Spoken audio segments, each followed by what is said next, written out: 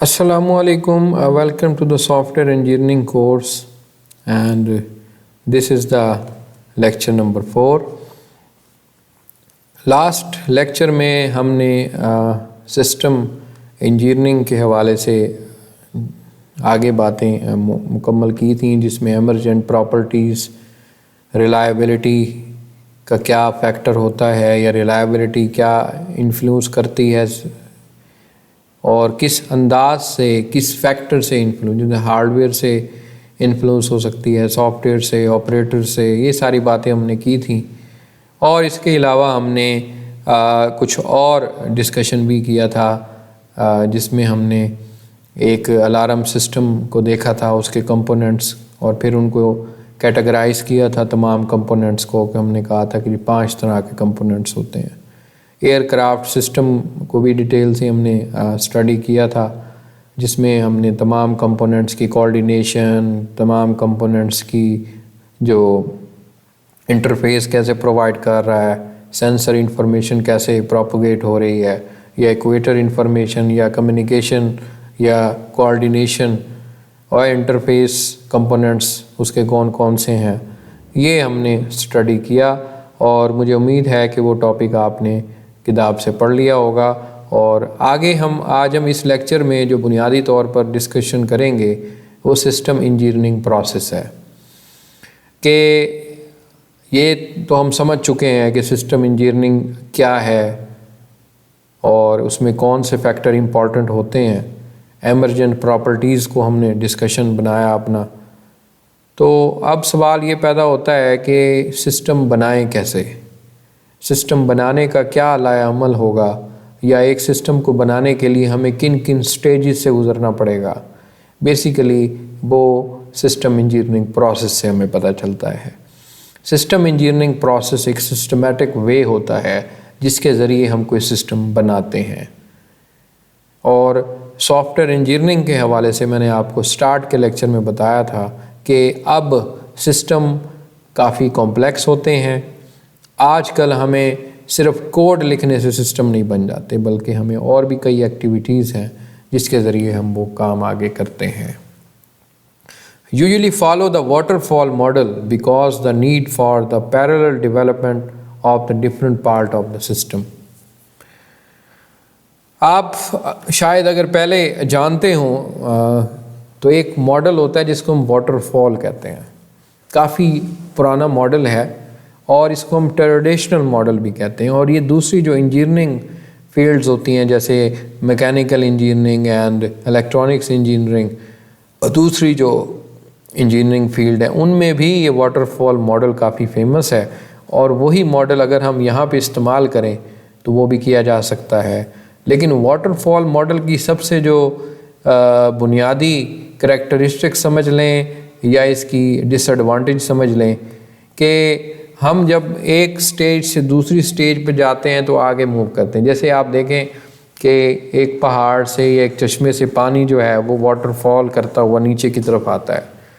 तो वाटरफॉल का तो मतलब ये है कि पानी नीचे की तरफ आएगा, ये तो नहीं है कि वापस भी हम जा सकते हैं। तो वाटरफॉल को फिर आगे चेंज किया गया और इसमें थोड़ी सी वेरिएशन की गई, क्योंकि सॉफ्टवेयर्स, और देखें एक गाड़ी जब बन जाती है उसके अंदर चेंज तो नहीं हो सकता, वो तो बन गई है। कोई अगर अपडेट करनी भी पड़ गई तो नई कोई गाड़ी आएगी तो उसमें कोई चेंज आपको देखने को मिलेगा, या वो जो पुराना कोई बग आ रहा था या कोई प्रॉब्लम आ रही थी, तो इस तरह उनमें तो बिल्कुल गुंजाइश नहीं होती इस चीज़ की कि जी आप उसको अपडेट करें गाड़ी को, वो तो एक दफ़ा आ गई। लेकिन आपको पता है कि सॉफ्टवेयर्स जो हैं वो ऐसी चीज़ें जिनमें बग्स वगैरह नहीं कभी ख़त्म होते, और कभी ऐसा भी नहीं होता कि एक सिस्टम हमने बनाया है कि वो आगे पूरी ज़िंदगी चलता रहेगा। कुछ टाइम के बाद तो उसमें अपडेट्स आती हैं। आजकल के आप एप्लीकेशंस देख लें जिनकी डेली बेसिस पे अपडेट्स आ रही होती हैं, कभी कोई बग फिक्स करने के लिए, कभी नया फीचर्स ऐड करने के लिए, कोई पुराना फीचर रिमूव करने के लिए, या कोई यूज़र की रिक्वायरमेंट्स को ऐड करने के लिए। ये काम कभी भी नहीं रुकता। ये सिस्टम या सॉफ्टवेयर की मेंटेनेंस इसको बोलते हैं, और ये जारी रहता है। इसलिए हम ये तो नहीं कर सकते कि अगर हमने कोई सिस्टम बनाया है तो अगर हम उसमें थोड़ी सी चेंज करें तो हम वापस पुरानी स्टेज पे नहीं जा सकते, हमें तो जाना पड़ेगा। वही बात कि हम लास्ट स्टेज के ऊपर टेस्ट कर रहे हैं और उस स्टेज पे कोई बग आया है, वो शायद डिज़ाइन वाले सिनेरियो में था, सिस्टम को डिज़ाइन करते हुए वो आगे प्रोपोगेट हुआ, तो अब आपको दोबारा डिज़ाइन पे तो जाना पड़ेगा ताकि आप उस चीज़ को फिक्स कर सकें, फिर आगे वो एरर दोबारा ना आए। तो waterfall model, little scope of iteration between the phases because the hardware changes are very expensive. Software may have to compensate for the hardware problems.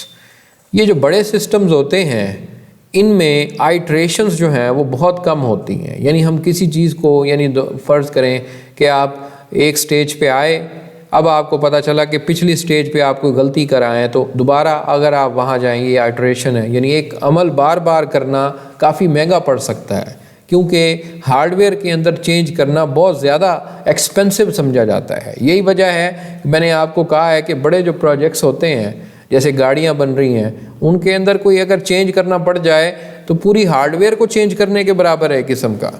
That is very expensive. Software may have to compensate for the hardware problems. Certainly, the engineer from the different disciplines who must work together. तो सारे मिल के काम करेंगे, सारे एक दूसरे के साथ कोऑर्डिनेट करके काम करेंगे, तभी वो मुमकिन हो सकेगा। Much scope for the misunderstanding here. ऐसा हो सकता है कि गलती इस वजह से आए कि मिसअंडरस्टैंडिंग हो जाए, गलत फहमी का शिकार हो जाएं लोग, कि शायद उनकी वोकैबुलरी वीक है, नेगोशिएशन स्किल्स वीक हैं। तो ऐसा हो सकता है कि जो बात क्लाइंट आपको बता रहा है आप उसको समझ ना सकें। जब मिसअंडरस्टैंडिंग होगी तो ऑफ कोर्स आपकी समझ में जो आया वो फीचर आपने सिस्टम में डाल दिया। अब क्लाइंट जब उसको चेक करेगा तो वो तो अपनी एक्सपेक्टेशंस, अपनी सोच के मुताबिक उसको चेक कर रहा है, तो वो गलती तो सामने आएगी। तो ये चीज़ भी हो सकती है। यहाँ पे मैंने अब आपको सिस्टम इंजीनियरिंग प्रोसेस दिखाया है कि हम वन बाय वन एक स्टेज से कैसे जो है वो स्टार्ट होते हैं। तो बेसिकली आप ऐसे समझ लें कि वाटरफॉल मॉडल की वेरिएशन है ये। आप यहाँ पे देखें कि रिक्वायरमेंट इंजीनियरिंग से स्टार्ट होते हैं, उसके बाद सिस्टम इंजीनियरिंग में सिस्टम डिज़ाइन में गए।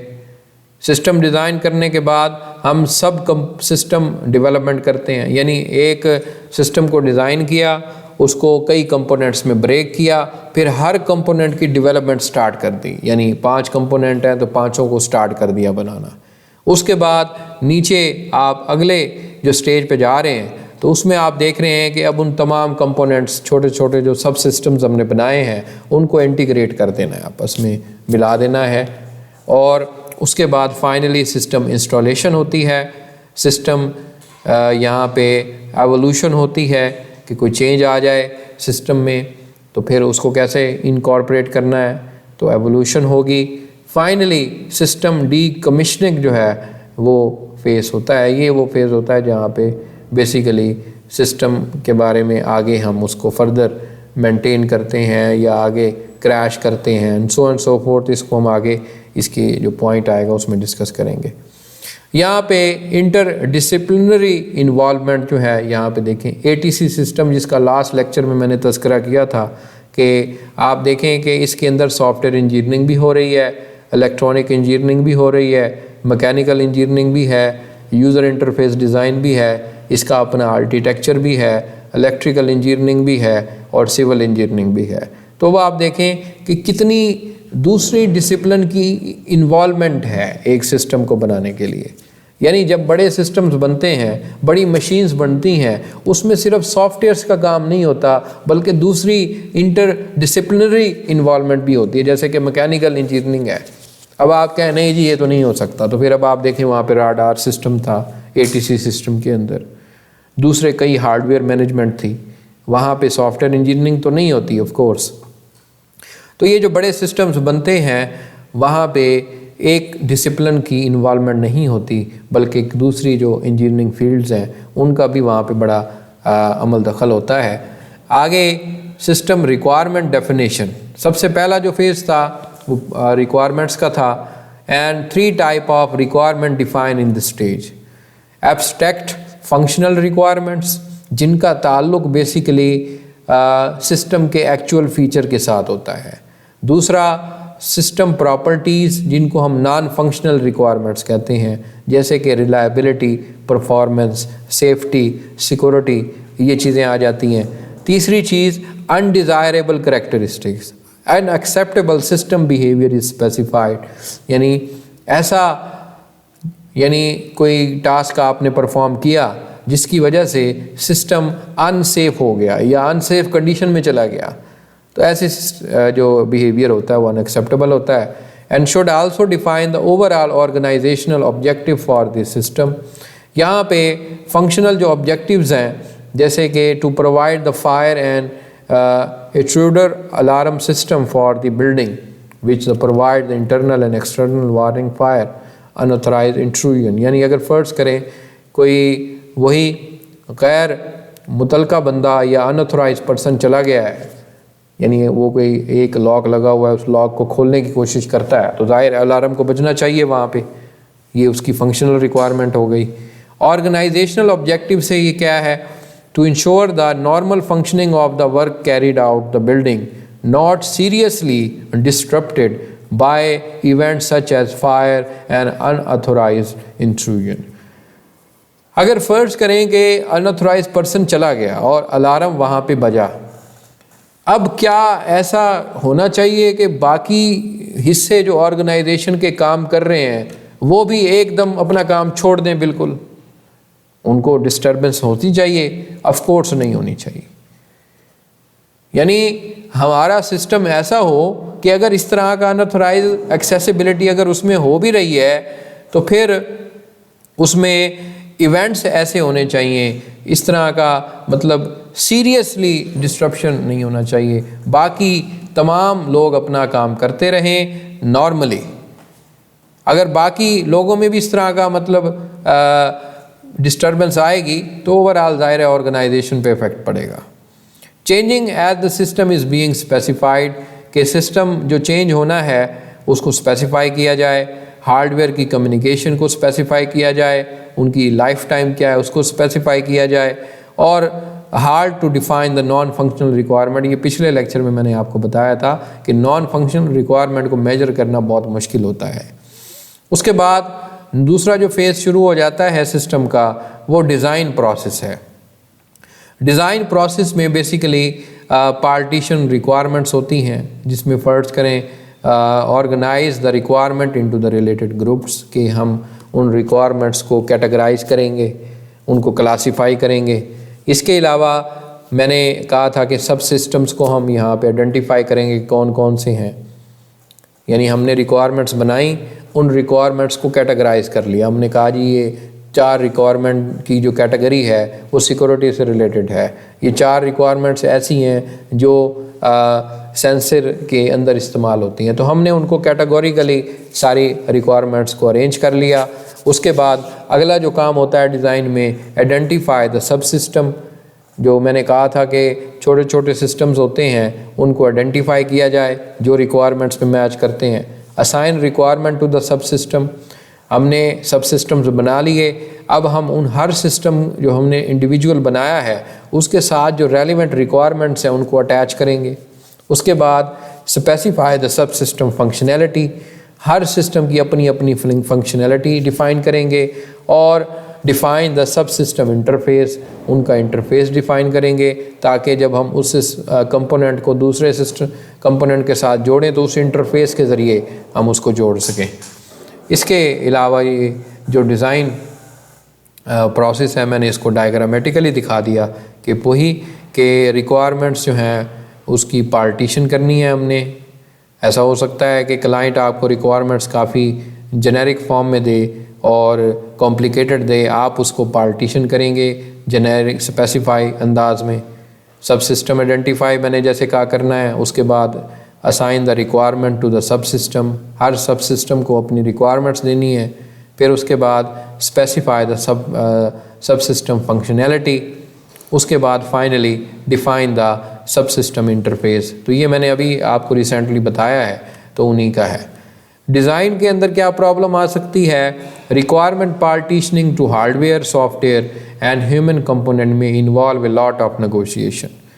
देखें, जब आप रिक्वायरमेंट्स जो हैं वो पार्टीशन कर रहे होंगे तो आपको ज़ाहिर है सॉफ्टवेयर्स और ह्यूमंस कंपोनेंट से बार बार नेगोशिएट करना पड़ेगा बात, क्योंकि क्लाइंट से बात करनी पड़ सकती है, ऑपरेटर से बात करनी पड़ सकती है, हार्डवेयर को अंडरस्टैंड करना पड़ सकता है।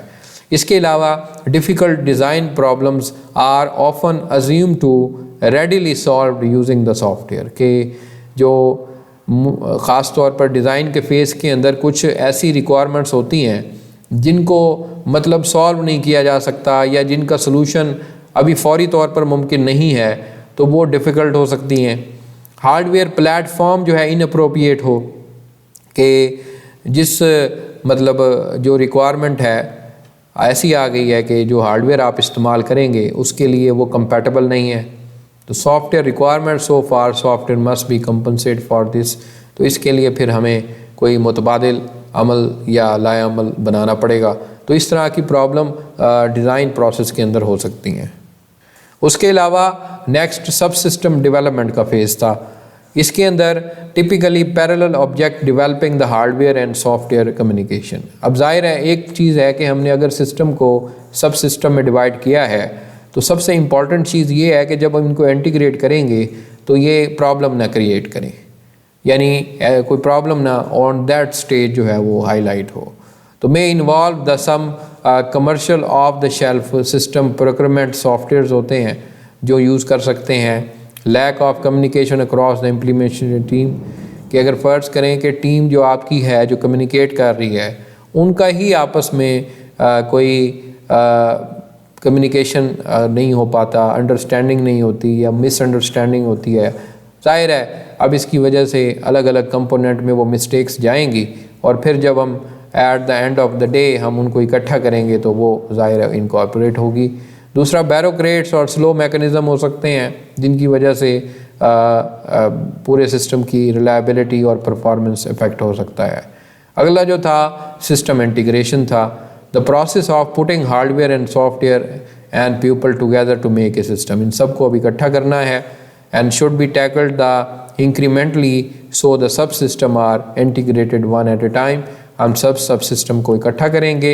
इंटरफेस प्रॉब्लम हो सकती हैं, जैसे मैंने आपको कहा है कि अगर कंपोनेंट लेवल पे इंफॉर्मेशन आपने सही तरीके से कैप्चर नहीं की या वो कंपोनेंट में कोई मिस्टेक छोड़ दी तो जब आप उसको इंटीग्रेट करेंगे तो प्रॉब्लम आ सकती है।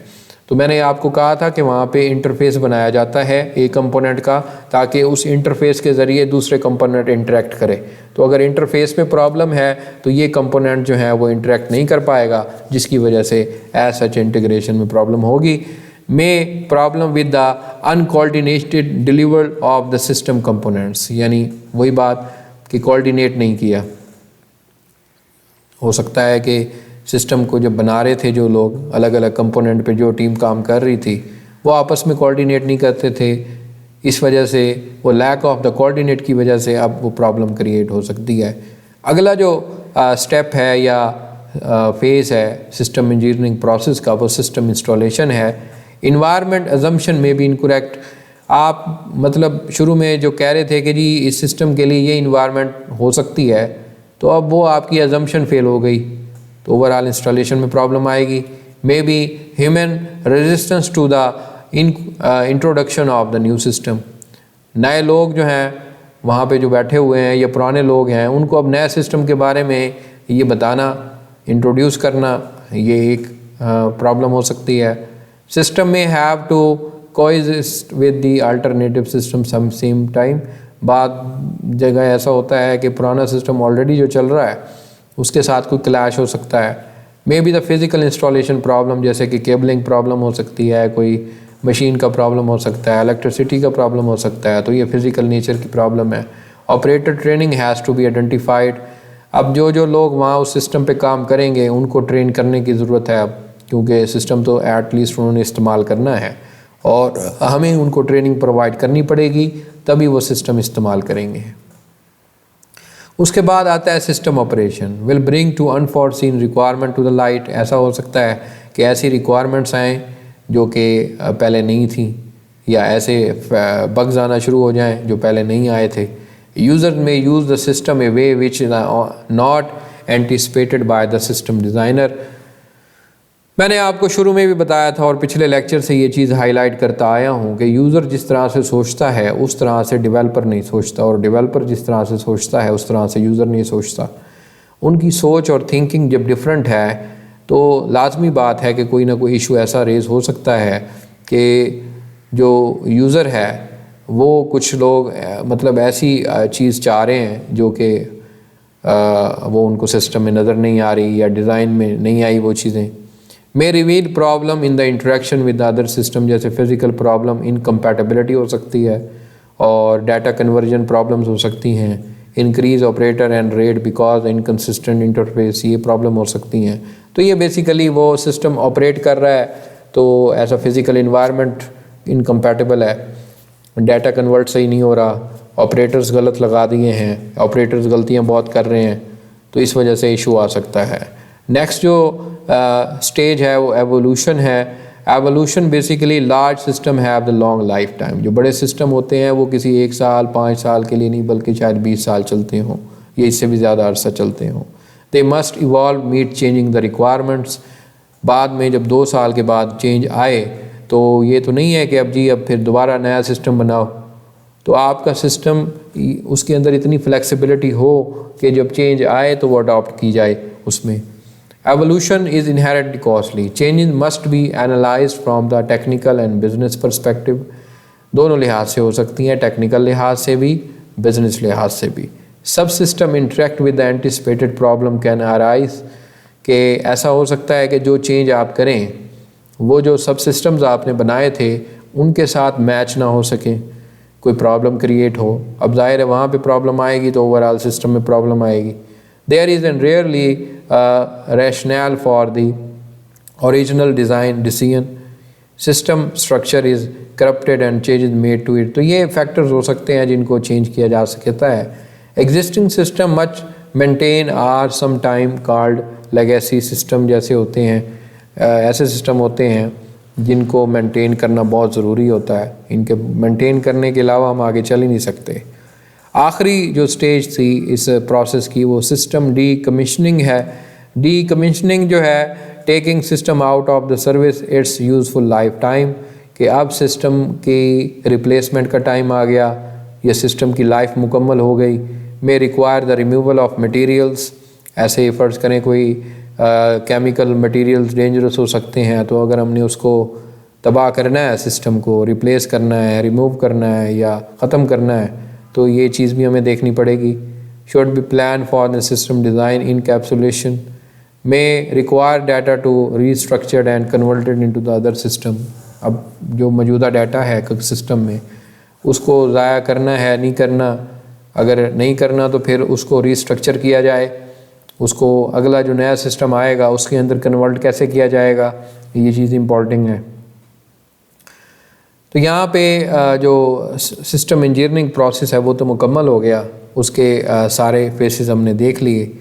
अब अगले लेक्चर में हम सिस्टम प्रोक्योरमेंट पे बात करेंगे और ये काफ़ी इम्पॉर्टेंट है। ये भी बाज़ औक़ात सिस्टम इंजीनियरिंग में बहुत इम्पॉर्टेंट चीज़ होती है।